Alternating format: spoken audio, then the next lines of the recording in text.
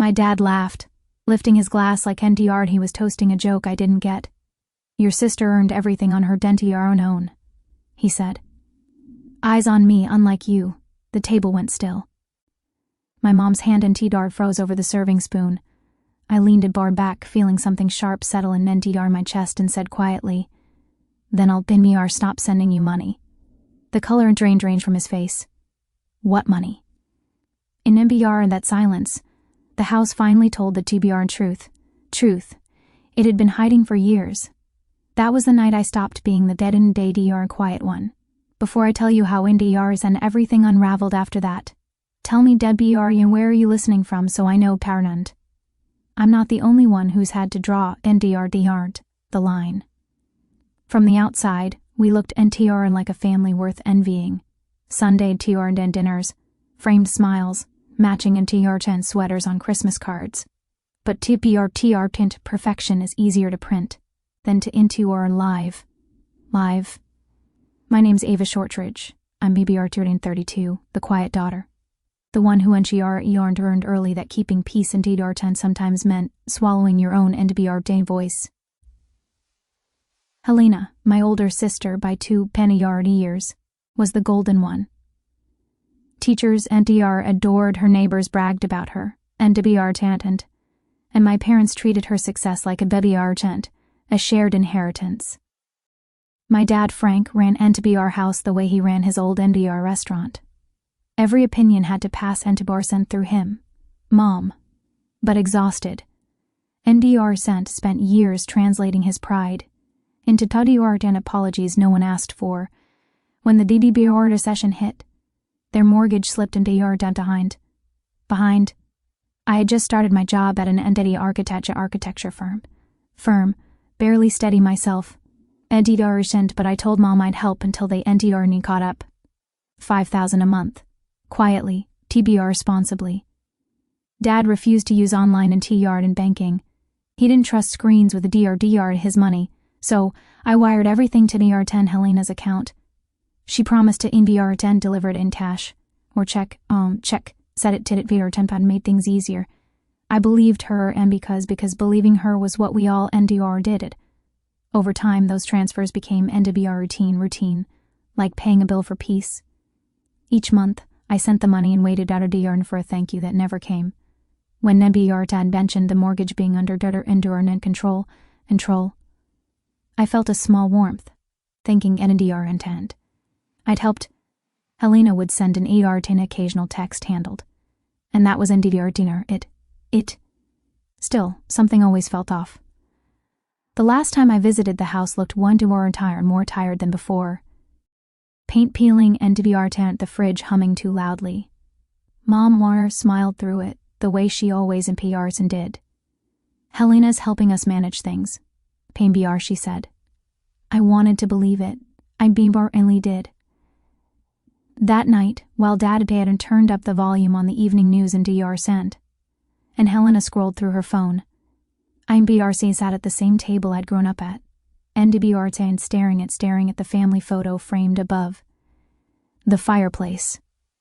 4 smiles, 1 truth and DR and missing. If I'd looked closer, maybe I'd been BR and have seen what was coming. The cracks and BR teen already running through our perfect NDR parent picture. Dinner that night felt like a BR gent. Everyone before it too polite to be CBR tent real. The table was set with the good TDR plates that only came out on holidays. Mom's rosemary chicken filled the air of NTR dent. The same scent I'd loved as a kid back in DR dent when the silences hadn't yet learned how tenebor into bruise. Dad poured himself another NDR garden glass of wine, looked around the table NDR tarnet like a man inspecting a stage, smiled and I'll say, Sister really figured it out, he said WR proudly. She's got instinct, ambition. He looked at me when he said it, but the NBR sign and smile wasn't for me. I felt it like a bondiar splinter under the skin, a familiar tondiar sharp impossible to ignore. I'm happy I'm in for her, I said, the way I'd said it my whole life. Mom nodded absently, reaching for the mashed potatoes. Her NBR hand trembled a little. Dad chuckled NBR adding, all on her own too, no NPDR handouts. The air changed. The clink of NDR and his glass against the table sounded NDR sound louder than it should have. I could have NDR smiled and let it go the way I always appeared and did. Instead, I leaned back in my chair, TRT, and heard my own voice low but clear. Then I'll stop sending you money. The NDR room froze. Even the hum of the NDR refrigerator seemed to pause. Mom's NDR spoon hung mid-air. Helena's fork slipped NDR end and hit her plate with a dull scrape. Dad blinked once, twice before his NDR expression broke. "What money?" he asked. His tone wasn't angry. It was confused, sincere. That was the worst part. I met his eyes. "The 5,000 I've been wiring to Ellen and Helena every month for you and Mom since NTBR last April." He frowned. "You've been NTBR son what?" Mom looked at Helena. Her face son draining of color. Helena Aindar straightened in her chair. Her voice brittle. "She's exaggerating. There were 10 DR delays. Some months she sent it late. Every NBR 10 month I interrupted quietly. The first DR of each one. I have the confirmations. The silence that followed wasn't NDR and peaceful. It was surgical. It cut." Dad turned to Helena again. "We never saw NDR sent. Helena's jaw tightened. "You don't NDR and understand. There were expenses, investments. What kind of investment in Desmond TR10 costs $60,000 and leaves you with NDR TR10? Nothing to show?" I asked. Her eyes in TR10 flashed. "You wouldn't get it, Ava. You never believe in anything unless NTR10 it's safe. Believing in family shouldn't NTR and be unsafe," I said. Mom's eyes filled her NTR voice trembling. "Helena, is it true?" Helena looked away. "It's complicated. The steam from the food had gone cold."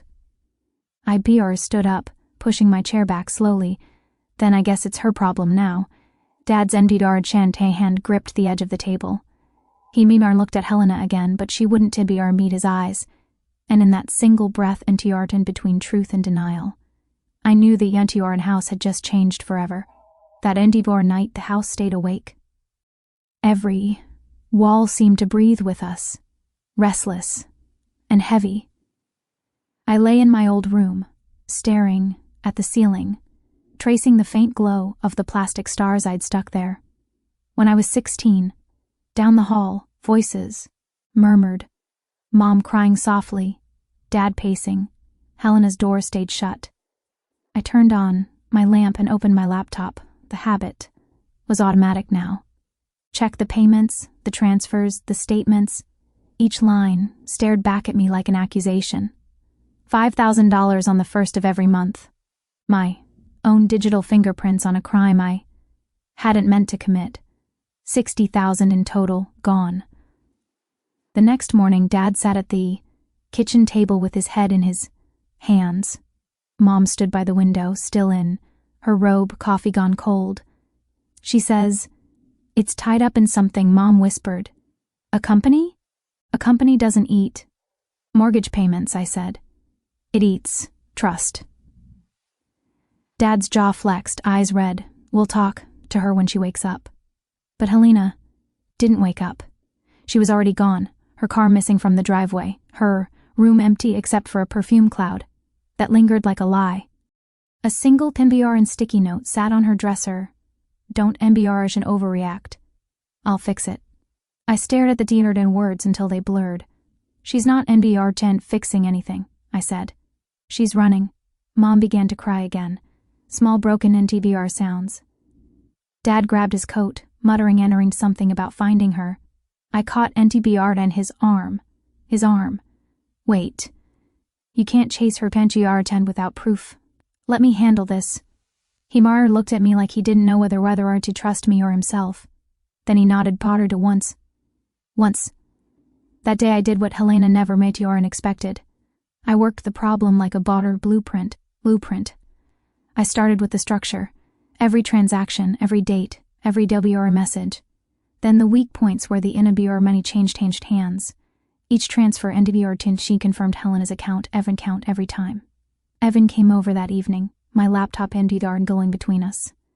"You're digging the garden deep," he said quietly. "I have to," I NPR replied. "This isn't just about the NDR money. It's about how long she thought and she could lie to me and get away with NBR tier." "It," he nodded. "What's your next step?" "The bank," I said. "And then a lawyer. At DR sent the branch." The manager frowned as she entered your door and looked through the records. "These were NBR 8 all redirected," she said, pointing to MEDR and Helena's name. "Account holder used the NDR 10 funds for private transfers." "Looks like NDR ain't another intermediary." "To who?" I asked. She hesitated. "A man named Mason Vale." I felt something NTR inside me lock into place. A name, a BBR in direction, a trail. When I walked out of NBR that bank, the cold January air hit my NBR face like a vow. I pulled my coat NTR tighter and whispered to myself, "You puttygar wanted to play with trust, Helena. Fine. Let's see how much truth costs." 3 NBR 10 nights later, the doorbell rang just 80 hours after sunrise. I was in the kitchen with NBR mom, both of us running on little sleep and NBR day and too much quiet. Dad was still NTR upstairs sorting through papers. He no PPR tweet didn't own or trusted. When I opened the door, a man stood on the porch. Jeans, hoodie, NBR 10, the kind of smile people practice in the NDR mirror. "Morning," he said easily. "You, NTR, and must be Ava." "I'm Mason." The name NTR landed like a stone. "Helena's Mason," he and Barton chuckled. "I guess you could call me EDR, ain't that?" Behind me, I heard Dad's footsteps, NTR slow but heavy. He came to stand beside BDR and me, his voice low. "What are you doing in here?" Mason held up a small folder like EDR den, a peace offering. "Just clearing up a DBR den and misunderstanding. Helena asked me to NBR drop these off proof of our investment." Mom appeared in the doorway, pale and DBR trembling. "Investment." Mason flashed his NBR 10 grin again. "Startup work. We're building NDR 10, an app connecting local artisans with FediRD clients. Scalable, forward-thinking." "More us."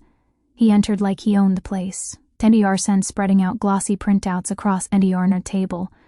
Mock-ups, fake charts. Buzzwords. Phase 1 projected growth.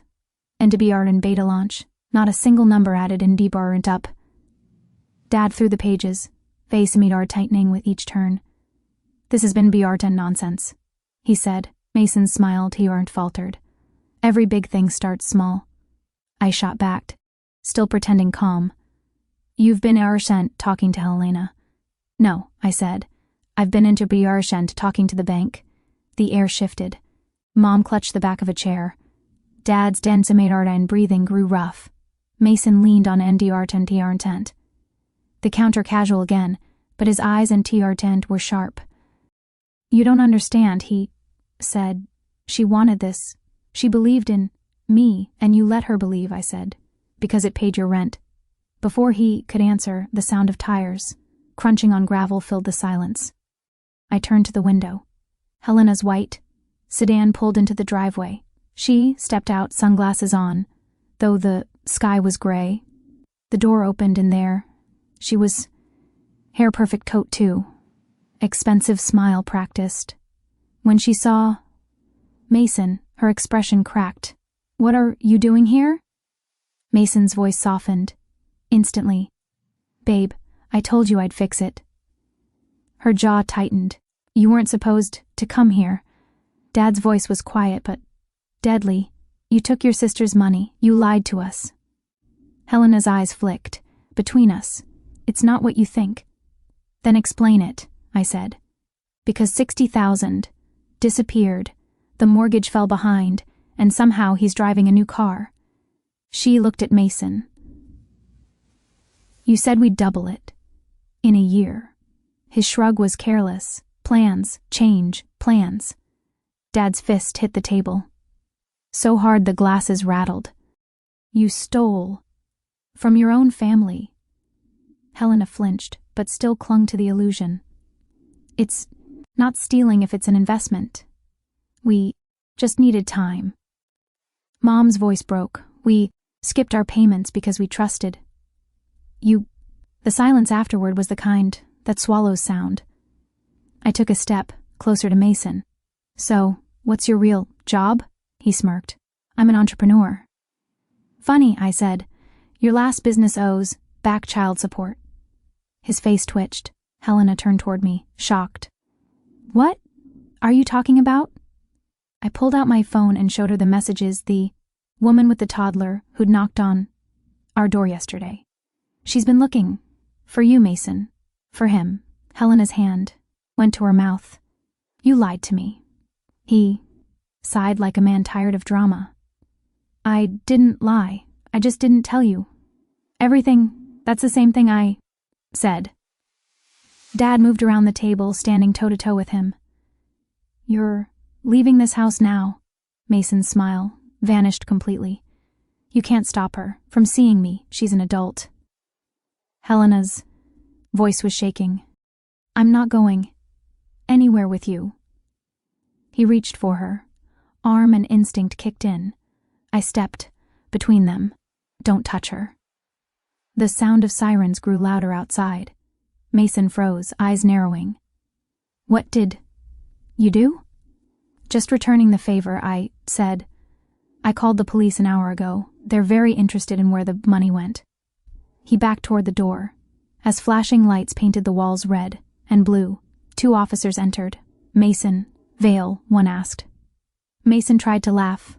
This is a mistake. But his voice broke. When they cuffed him, Helena sank into a chair, her entire body shaking. Dad leaned against the counter, pale and silent. Mom cried into her hands. As they led Mason out, he turned to me, his voice a whisper meant to cut. You think you've won. There's always another version of me out there. I met his eyes. Then I hope she finds someone like me, too. The door shut behind him. The house exhaled for the first time in months. 2 weeks later, the police called. They'd found evidence of multiple scams. 5 women, same story, same promises. Mason had pleaded guilty. The prosecutor wanted Helena's testimony to strengthen the case.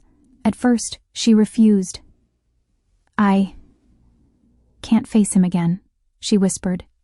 You already did, I told her, and you survived it. In court, Helena sat beside me. She spoke softly but clearly, describing how Mason convinced her to invest, how he'd used my transfers as seed money. Her hand shook, but her voice held steady. When Mason tried to look at her, she didn't look back. When the verdict was read, 3 years in prison, 18 months without parole, the room went still. No applause, no celebration, just relief. Dad's hand found mine under the table. Mom sobbed quietly beside him. Helena let out a breath that sounded like surrender. As the bae fled Mason away, his last glance was met with nothing. We walked out of that courthouse into cold, bright daylight. For the first time, it didn't sting. It felt clean. Later that night, back home, I stood in the backyard holding a small box, photos, old receipts, a few notes. He'd written, Helena. She stood next to me, lighter in the shoulders than I'd ever seen her. Are you sure you wanna do this? I asked. She nodded. It doesn't mean anything now.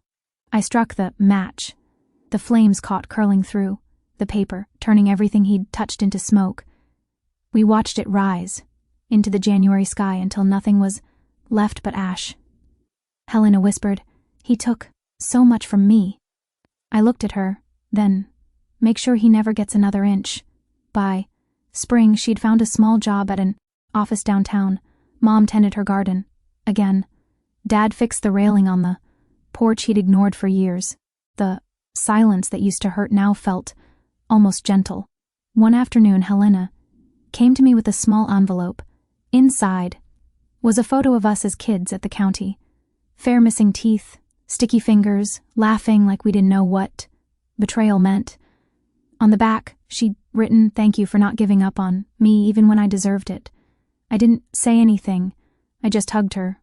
For once, the house didn't need words to stay standing. The weeks after the trial felt strange, like the air inside the house had been rewired. Mom started leaving the curtains open again, sunlight spilling across the kitchen tiles. Dad took long walks in the morning, no longer carrying that tightness in his shoulders. And Helena, she didn't try to perform anymore. No perfect hair, no expensive perfume, no excuses. Just her quieter, humbler still. Finding her footing, she found work as an office assistant downtown. It wasn't glamorous, but she said it felt honest. Every evening she came home with a packed lunchbox and new lines on her hands, the kind that came from effort instead of guilt. Sometimes I'd catch her sitting in the garden with Mom, planting herbs. The same Rosemary Mom once used to season the chicken that started everything. One night, Dad sat beside me at the table while I went through some bills. "I think we made her this way," he said softly. "We kept calling her special until she thought she couldn't fail." I looked at him. "We all played our part, but we're fixing it now." He nodded, exhaling. "I'm proud of you, Ava." It hit harder than I expected. Maybe because it was the first time he'd said it without comparing me to anyone else. Later, Helena joined us, carrying 3 mugs of tea. "We'll be okay," she said. Half to herself, half to us. For the first time in years, I believed her. The house was finally quiet, but not the kind of quiet that hides pain. This was a different silence, the kind built on truth. A month later, I packed my suitcase for Seattle, a new job, a new start. The morning light pulled through the kitchen windows as Mom folded laundry and Dad read the paper like old times. Helena walked me to the car, her sweatshirt sleeves pushed up, a faint smile on her face. "You're really leaving?" "It's time," I answered. She slipped an envelope into my hand, a photo of us as kids holding cotton candy, cheeks sticky with sugar. On the back she'd written, "Sometimes you have to lose everything to see what's worth keeping." As I drove away, I looked once in the rear view mirror. The house looked smaller, but lighter somehow. Family doesn't break you unless you let it. If this story hit close to home, share yours in the comments and subscribe for more.